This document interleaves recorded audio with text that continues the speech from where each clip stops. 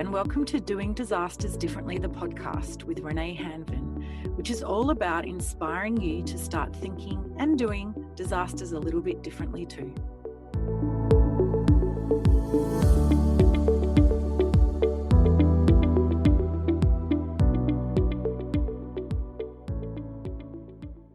In this episode, I'm talking with Jennifer Gray Thompson, who's Executive Director from Rebuild North Bay Foundation in California, America. And we're talking about Recover, Rebuild, Reimagine. A little bit about Jennifer. Jennifer is a lifelong resident of Sonoma Valley in Northern California's wine country. Ooh. She attended Santa Rosa Junior College and graduated from the Dominican University in 2001 with a degree in English and history.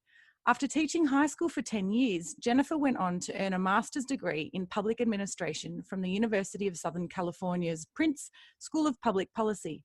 After the devastating wildfires of October 2017, she accepted her current position as Executive Director of Rebuild North Bay Foundation, an organisation dedicated to helping the region rebuild better, greener, safer and faster. Now, I always like to start with where we met, and given we're on the other sides of the world, it's a pretty fun story. So Jennifer and I were connected by the wonderful Brooks Nelson from the US Chamber of Commerce Foundation, who invited us both to participate this year in the 9th Annual Building Resilience Through Private-Public Partnerships Conference, which was a virtual event due to COVID. Brooks recognised an alignment in Jennifer and my focus around disasters, and it's been wonderful to connect with a like-minded peer from across the globe. Jennifer, thanks so much for talking with me. Oh, it's my pleasure, Renae. Thank you so much for having me. So Jennifer, can I start by asking you to explain a little bit about the North Bay Foundation? So Rebuild North Bay was born in the midst of our devastating wildfires in October of 2017. And what happened was an unprecedented disaster for at least the state of California. At that time, we had never seen fire move so hot, fast, and so devastating. Our fires broke out the night of October 8th, and in let's see, about 6 hours had already burned about 6,000 structures and moved 20 miles.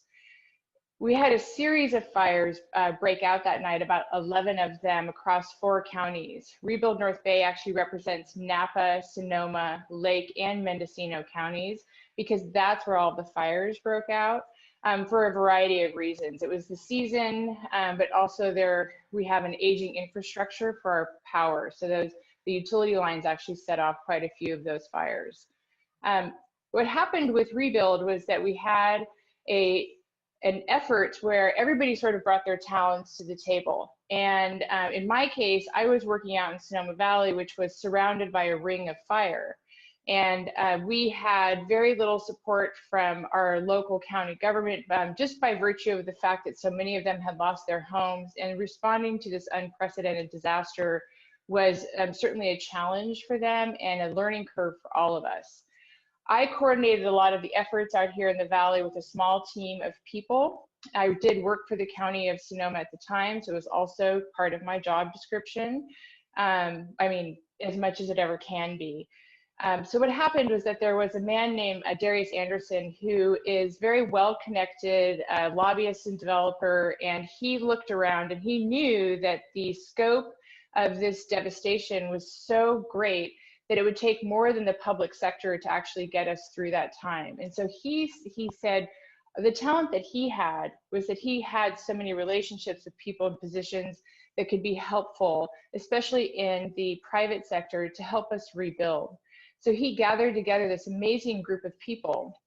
And some of them were from the private sector, but he also brought in a tribal leader, the local president of our university, the local president of Kaiser Permanente Healthcare, so that we would get a 360 view for what was needed, and all of these leaders could leverage their talent. So he formed Rebuild North Bay Foundation. Initially, he brought on the former head of FEMA, James Lee Witt, to be the executive director. So he hired James Lee Witt to consult, and the first thing that we all learned was that this would be a very long recovery, and one of the most important things that any area can do is learn how to advocate for themselves And that means to leverage your relationships to go to DC and work in concert with the public sector and the other nonprofit sectors. So that is how we were born. I was hired about 2 months later in December of 2017 and started in January of 2018. And my job was to make it real and to make it relevant and to help our region rebuild back better, safer, greener, and faster. So you really are, I guess, a true case study of how private sector can really play such a great role in collaboration with and supporting government for the benefit of communities. We are. It was an untested model here, and that actually caused some issues because people were suspicious. And they were like, why is the private sector trying to step up when we already have the nonprofit sector and the public sector to sort of carry the weight of this disaster?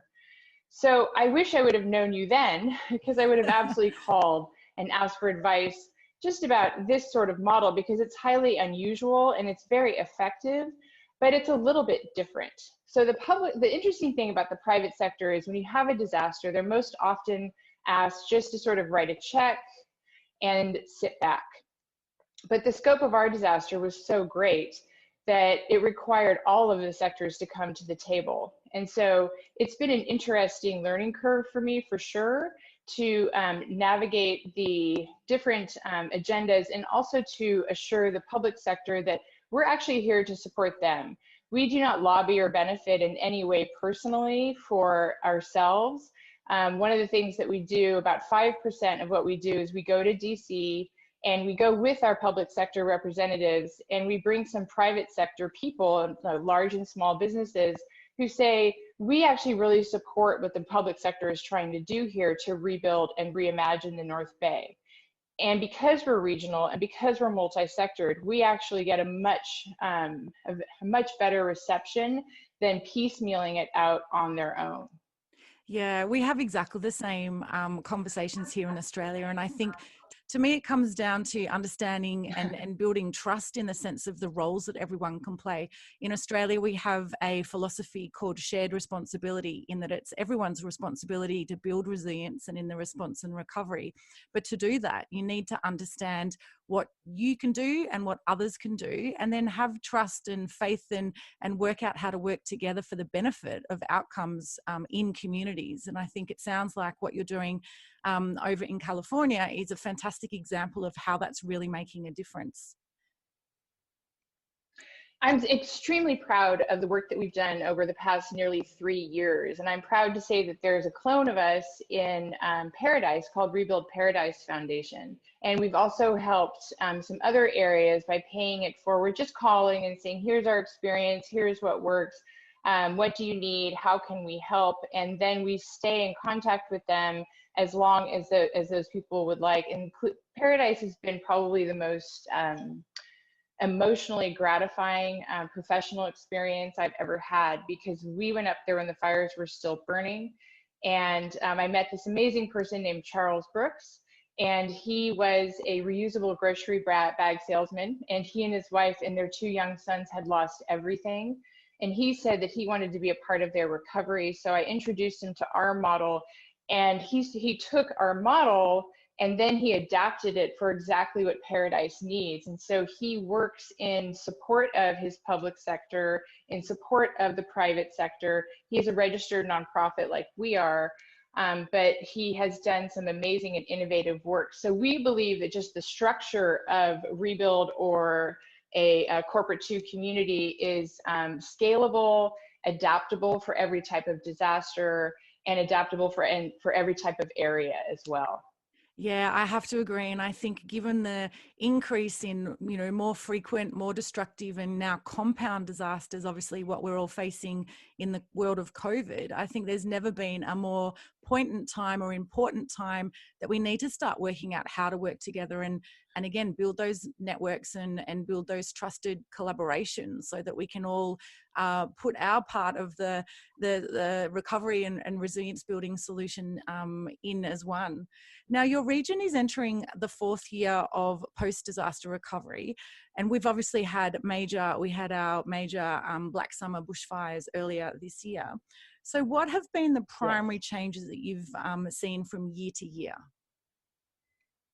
You know, what's interesting is one thing I've learned is don't have a strategic plan, because something's going to change the year after and the year after that. And so when we first started Rebuild, we honestly thought we were going to be the unprecedented one-off disaster, because Cal Fire had never seen a fire move like that, had never seen that level of destruction.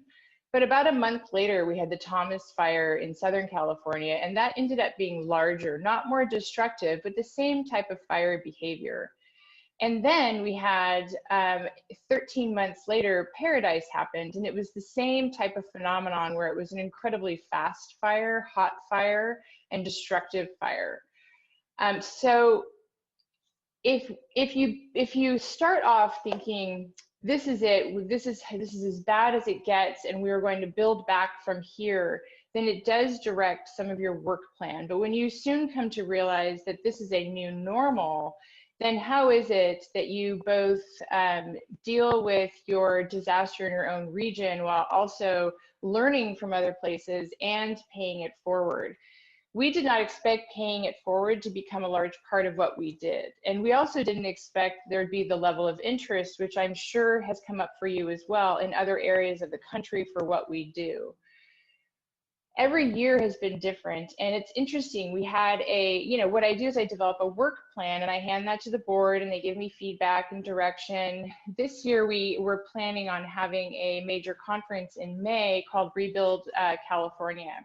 And we had people coming from nationally, statewide, and locally, all to sit on the same dais to share their lessons, to learn from each other. And of course, COVID came.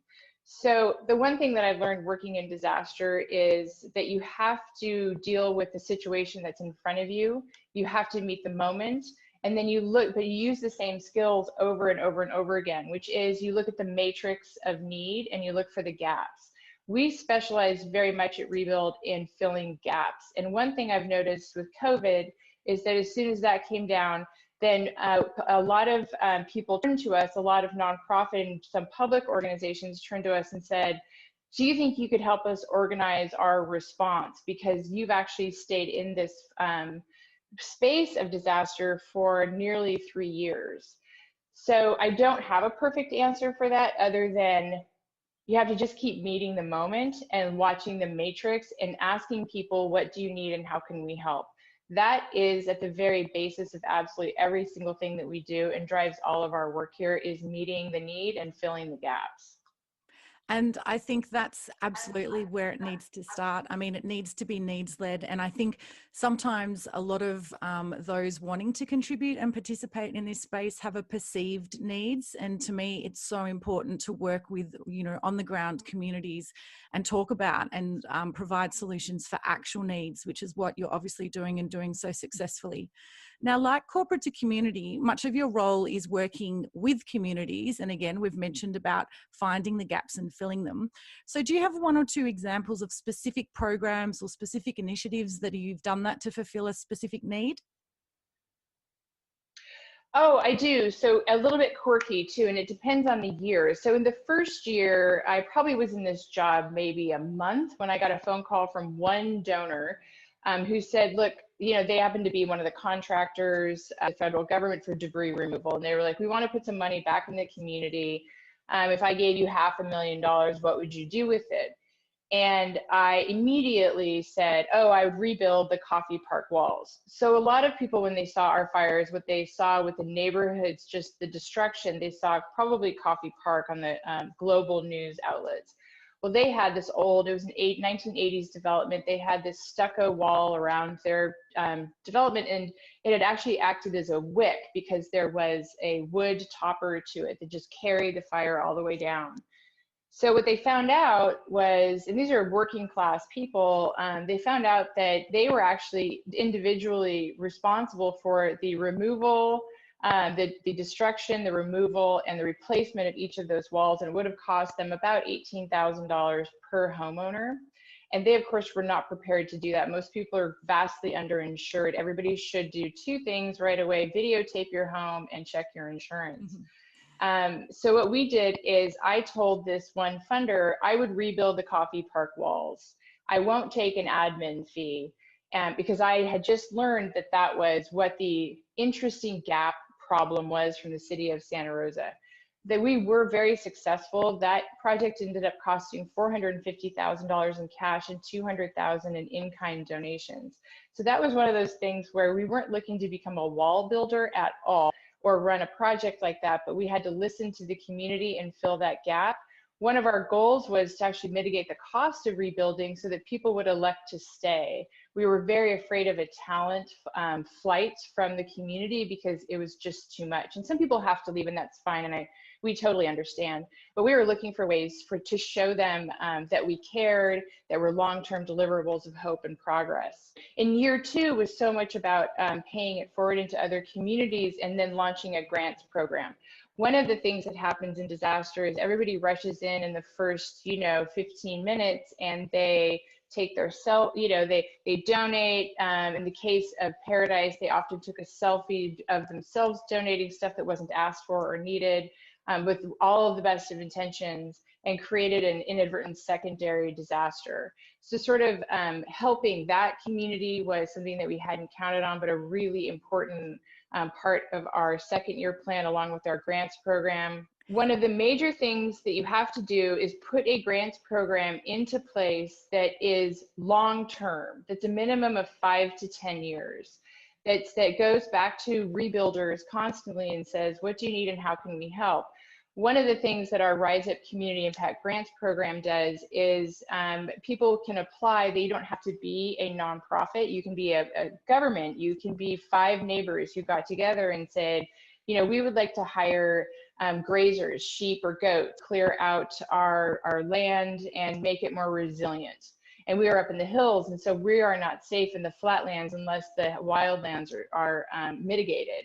And so we are more than happy then to spend $5,000 or $10,000 to actually mitigate that particular risk for the entire community, and as long as it benefits 5 homeowners. So we do a lot of things like that. We fund a lot of fire safe councils. When COVID came, we had already amended our bylaws so we could do other types of disasters. And one of the first things we did is we started calling nonprofits, especially those that serve the Latino community, to say, look, you're going to have to pivot your services online.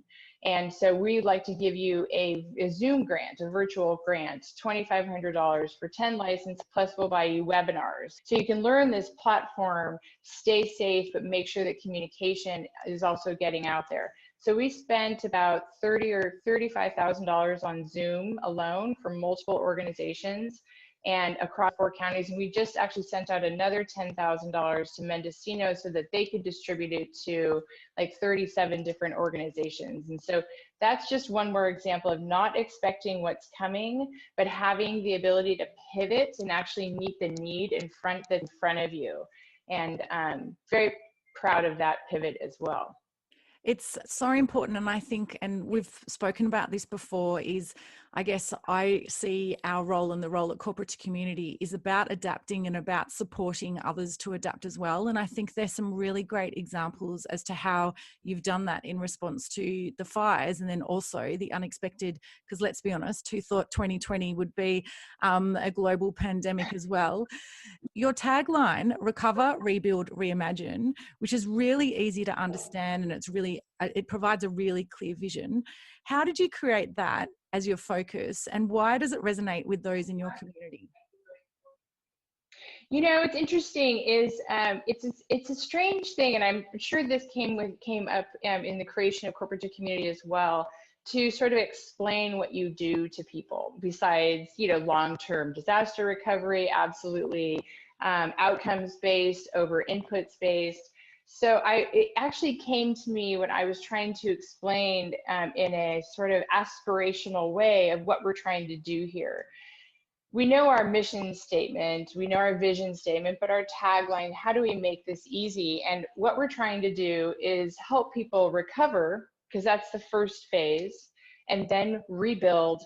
It's really important to also reimagine. And the reimagine part came to me when I was sitting in the first board meeting of Rebuild Paradise Foundation, and they were maybe 3 or 4 months out of their disaster. And there's so much talk about how do we get back to normal? How do we get back to where we were, including right now during COVID? And the first thing everybody needs to understand about disaster is you have to let go of before, because before is never going to be after. You're not going back to normal. And that can be very psychologically painful. But if you say instead, what I said to them when they were talking about getting back to normal, and I said, but it's never going to be that way. So what if you could reimagine paradise as your perfect vision? I don't believe in perfection, to be clear, but like if you could have it be any way, what would it be? What would that look like? What would the stores look like? What would the infrastructure look like? What would the schools look like? What would the homes look like? And I felt the room actually change energetically at that moment as soon as I said reimagine paradise. And that was a lesson to me, because all of a sudden they were more excited about the task before them. It wasn't, the weight of it wasn't so painful. So I think reimagine is, and it was very interesting to me to watch it come up so much with COVID, but I really think that psychologically it is almost a relief for people to hear. And it can be very inspirational, because if you have to remake something, how would you remake it better? It is. It's such a hopeful word. And I know 10 years ago when we had the Black Saturday bushfires that devastated a lot of Victoria, and so much of the recovery after that was focused on rebuild, rebuild, rebuild. And then the rebuilds, more often than not, were the assumptions of what was needed to replace what was there before, but the assumptions were that it had to be bigger, or it had to be, the better technology. Yet the actual fit for purpose was never really part of the conversation. And I love Reimagine because it gives the power back to the community to think about, okay, so we're now going to have a new normal. What can this new normal be? And how can we improve what we had before, but do it completely fit to purpose and to help the community as the community has evolved as well. So what is the future focus for North Bay Foundation? The future for Rebuild North Bay is that we plan on staying, initially we thought we would be sort of in business, for lack of a better term, for about 5 to 7 years. The county of Sonoma is about 75% either rebuilt or in the process of being rebuilt. And so we expect that we'll actually probably be completely rebuilt in 5 to 6 years, which is pretty unusual for any place that's had this level of devastation. That won't be true across all 4 of our counties, but it will be true in Sonoma and Napa. But what we're finding as time goes on is that disaster is it's a growth industry, unfortunately, and there is a lot of room for innovation, for the reimaginings, and there's a lot of places that need support. And we've sort of spent this past almost 3 years becoming experts in our field.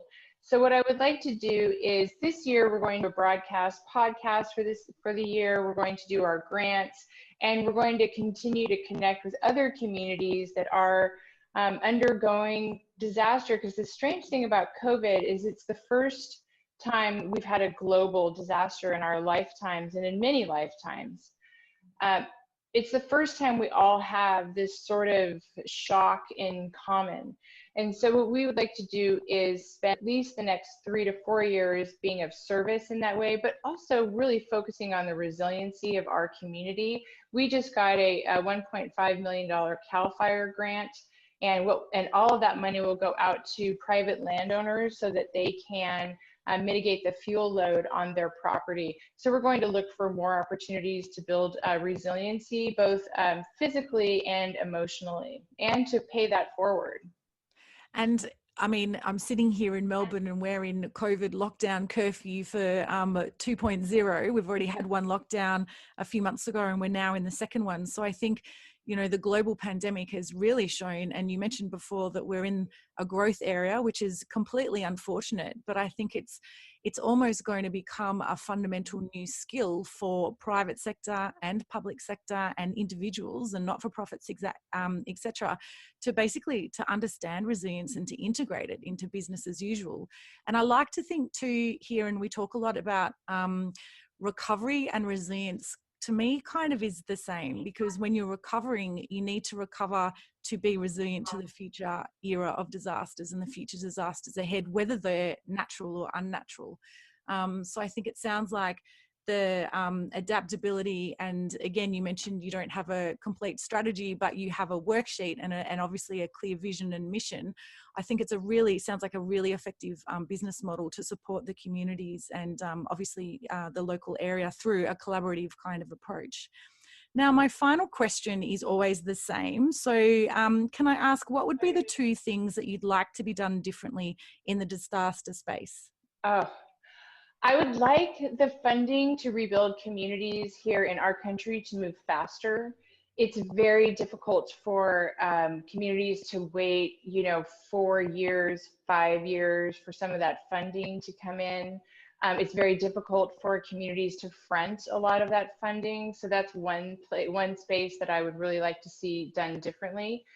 I would like a greater commitment to innovate our way out of this too. Like this is 2020, and so much of our disaster response is predicated upon what we learned 10, 20, 30 years ago. And those things are valuable too, but they also have to be advanced. We need to be using not only technology, but we need to enhance and fortify our communications structures, because we have power shutoffs now. And this year the communications companies have done a great job of improving their structures, but we still cannot communicate. I would like to see better communication, more support for landowners to mitigate the risks to their property, and much faster. Our Small Business Administration did actually a pretty heroic job in figuring out how to get out PPP loans during COVID and how to make those forgivable. I would like to see that same response in disaster areas across the nation, so that SBA loans become forgivable and help small business owners get back on their feet faster without incurring a lot of debt.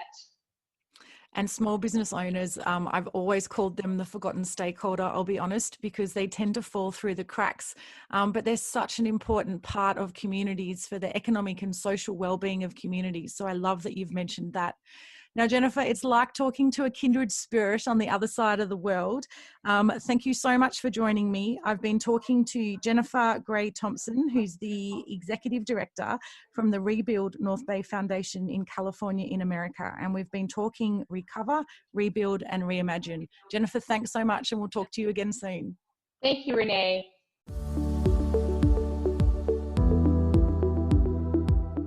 That's the end of this episode of Doing Disasters Differently, the podcast, which I hope you found to be relevant, informative, and inspiring.